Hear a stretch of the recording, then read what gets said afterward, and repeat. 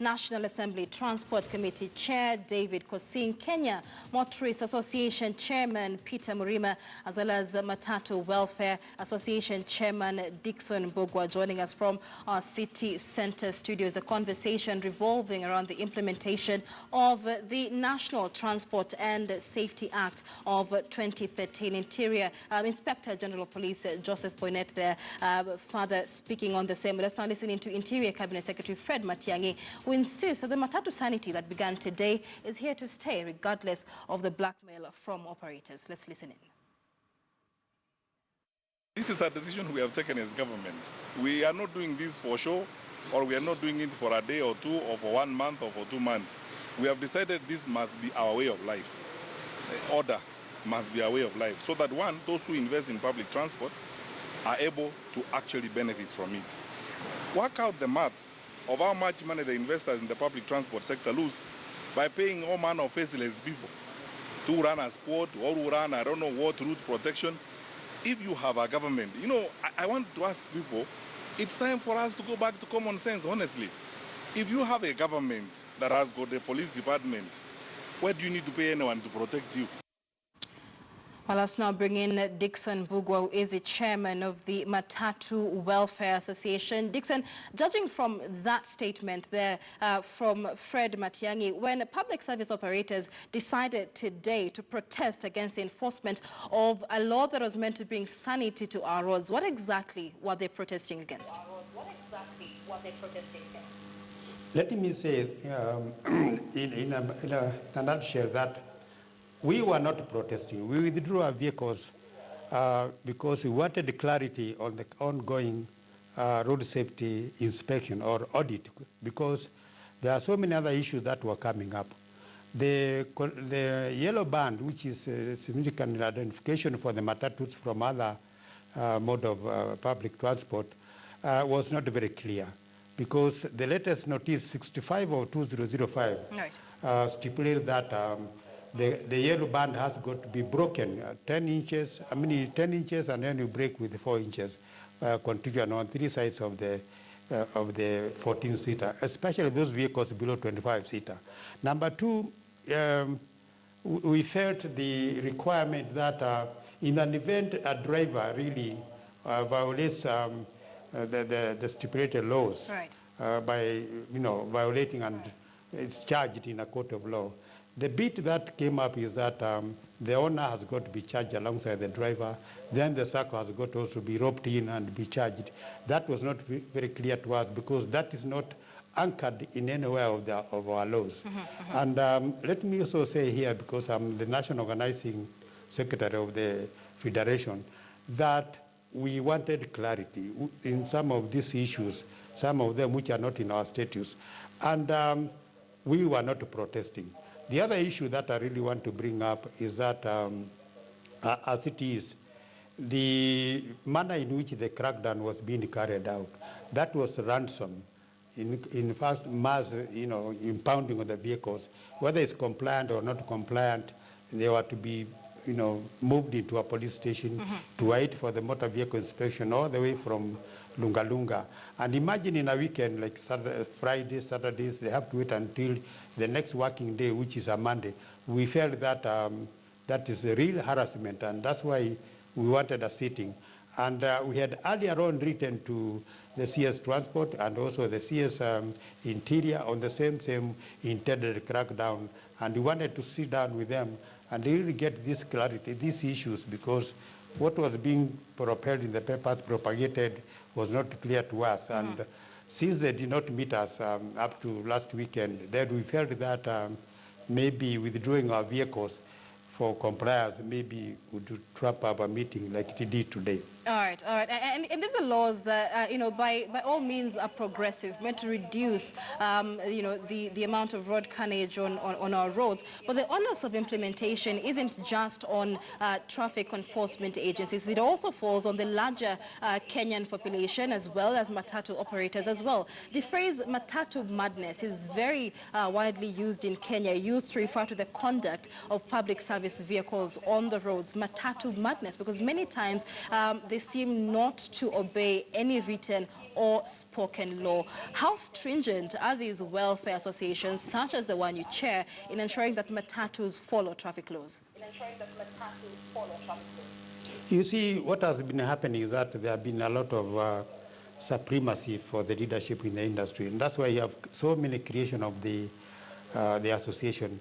But we after a thorough discussion some 3 months ago, we felt that we needed a single voice in this sector so that at least some of these issues, some of indisciplined cases, some of the excesses that are done by the law enforcers should be able to be discussed around on a table so that at least we are able to move this sector into the next level where there is total discipline, there is total compliance with all these safety rules and the regulation, and also find a platform to engage the government on the future of the industry and how we would want this to move on as participants in this sector. And while discussing on that, I must commend the NTSA because the instant fines that they came up, we had discussed it earlier on, is an improvement on Jacoyo Midio Traffic Amendment Bill 2012, which was so much punitive to an extent it went up to $1 million on certain offenses. But this one we find that is moderated, is affordable, is accommodative, and we should be able to support it. But the means how to execute this so that the instant fines do not end up in the law enforcer's pocket is what need to be developed, either through a pay bill or some other mechanism of which we are still discussing besides the government. All right, well, let me bring in David Kosing. He is the chair of the National Assembly Transport Committee. It is a fact that this crackdown would be futile without reining in on corrupt police officers. Of the 4,000 traffic officers, we'll have a reinforcement of about 10,000 police officers on the ground. But are you satisfied that these police officers are well conversant with the new law that has been introduced? Well, not really a new law, but the implementation of this new law that has been in place? Before I answer that question, I think it's very important to say one thing.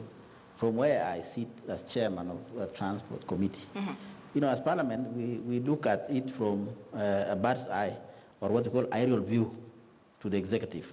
And what I will tell them is this, that is the Minister for Transport particularly, Honorable Macharia. It is a wake-up call today that you can never trust your own people to be transported by the private sector. You can't have public transport to be managed by private sector. This is a wake-up call. All over the world, you know, public transport is managed by government. Right. So that it becomes easy. There's no madness, what you said earlier. Yes, it is true, there's madness now because it's being managed by private sector. And now what they did, they punished the people of Kenya. So why is the government? The government is almost like, we don't know what to do. Right. And that is why there was this, let's sit together. I think this is a wake-up call, and we are suggesting this. Number one, let's have commuter trains in cities. Nairobi, Mombasa, and Kisumu, Eldoret, and then now we work out, the government should work out on the long journeys, so that you don't leave your own people to private. That is point number one. Number two, now, coming to your question. In terms of whether the police are going to be corrupted or whether they have capacity to be able to implement this, that question would have been very, very good for Inspector General. But where I sit, I want to say this, there is inefficiency in enforcing these laws. Right. We want to go to a level where the laws of Kenya are self-enforcing. We don't need police. How long are we going to employ police? To police who? To police people who are knowledgeable like us. And that is why my committee has gone forward. And now that I have my good friend from Matatu Owners Association, I want them to go and look at that proposal, which is that should an accident occur, we want to take responsibility to the owners who released that car or the SACCO that actually scheduled that car for travel. And yet they know that it doesn't have speed governors, the tires are bad, the bodyworks are bad, and yet they can continue releasing. You know what they were thinking? They are thinking about money. They are not thinking about safety of the people of Kenya. Right. And that's why we have proposed that law. And therefore, once we have that law, whether you corrupt a policeman or you don't corrupt a policeman, should there an accident occur, the traffic officer on that road that particular day will also be in jail. And therefore, you will actually eliminate corruption completely out of the road. All right. And like to go back to your first point, even as I bring in Peter Murima here of the Kenya Motorists Association, because a couple of months ago, we actually saw the government paint a bus rapid transit lane on the Thika Superhighway with the promise that the buses will begin operating soon. But that is something that hasn't happened yet. Let's just first of all listen in to what Transport Cabinet Secretary James Macharia had to say on that matter today.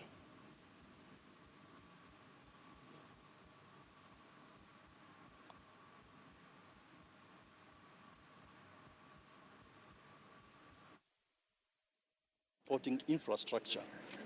If you take, for example, that route from Githurai to the city, for you to have an effective BRT, we need to do stations, we need to do proper dedicated lines or lanes, and this is some of the things which it may appear slow down the project, but already we have costed how much infrastructure is required.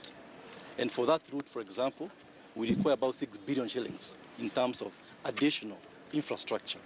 So the process is still on in terms of what you want to do in terms of BRT. But in the meantime, as I said, we like to introduce train services because already the trucks are there. You know, if you get from Roiro, for example, there's a truck there. If you go to Embakasi, there's a truck. So where we have trucks, rail trucks, it's easy to introduce the train services as we look at a long-term solution of having the BRTs, which require, of course, incremental infrastructure. All right, Mr. Kosing, before I bring you in, let me bring you Peter Murima, who is from the Kenya Motorists Association there. You've listened to David Kosing, and he says public transport should be managed by the government because it is public transport. Here's the government once again talking of bringing in commuter trains and the BRT. What are the views of the Motorists Association in this one? Yes, we are very much heartened by this government resolve because anywhere in the world, public transport is cardinal to the public. Actually, in Kenya, it is a constitutional right to have decent public transport. So in the world over, if you look, all management of public transport are done by the government. And it actually saddens us to find that Kenya, which is supposed to be a leader in Africa, is lagging behind Dar es Salaam, is lagging behind Addis Ababa, is lagging behind Dakar and South Africa. So we are having a very bad example of having queues in public transport.